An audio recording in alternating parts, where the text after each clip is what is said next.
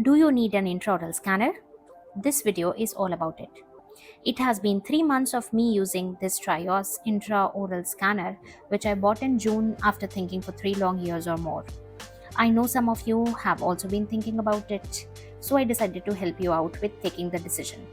Of course, it's a heavy investment, it must be well thought over, it must be useful, and it must serve the purpose. It must also be worth the price. The most common reasons cited for buying intraoral scanners are accuracy, increase in patient conversion, increase in monetary turnover, and easier workflow. The primary reason why I considered buying an intraoral scanner is to reduce prosthesis delivery time.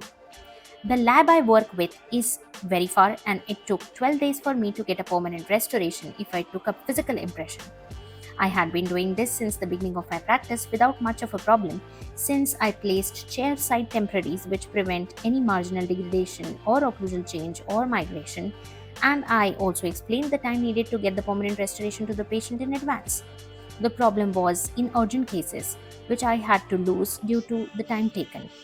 Another problem was that even though most of the physical impressions were perfect, sometimes when they reached the lab 3 days later and work was about to begin, the technicians would find a small error, and we had to do the entire procedure of recording the impression and sending it to the lab again, wasting 6 days at a stretch.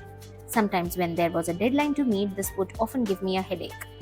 In full mouth reconstruction cases, any such repetitions meant more time and more trouble.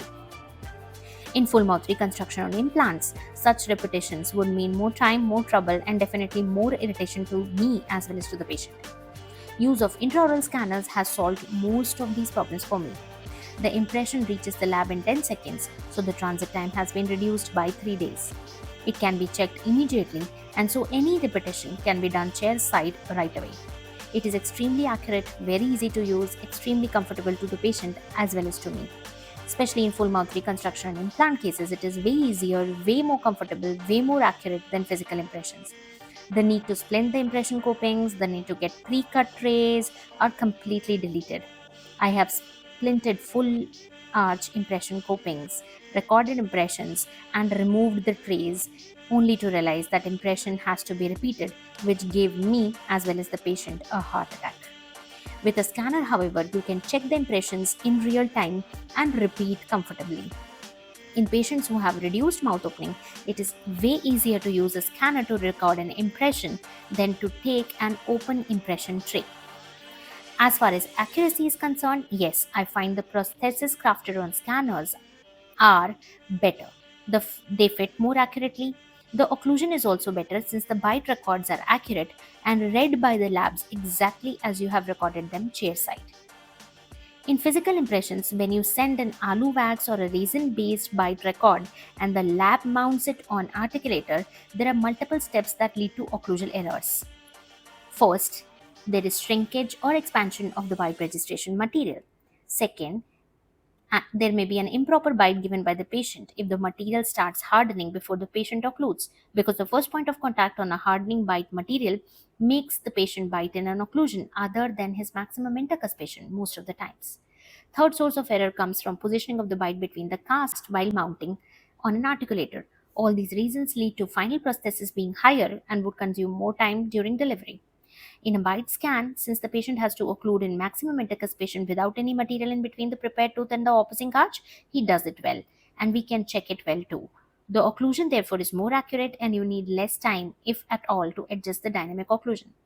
Regarding patient conversion and increasing economic turnover, I would rather say that that wasn't ever my target, and I do not think it has any influence on our patients, especially as it is freely available at many clinics now.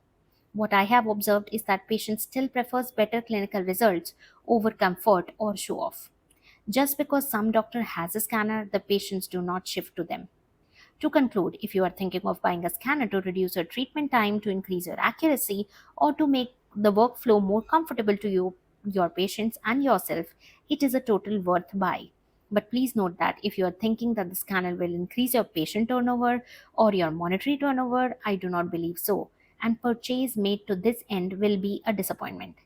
Last but not the least, go for a good time tested scanner that can serve your purpose of accuracy sufficiently, because I feel a heavier amount invested is better than a small amount wasted.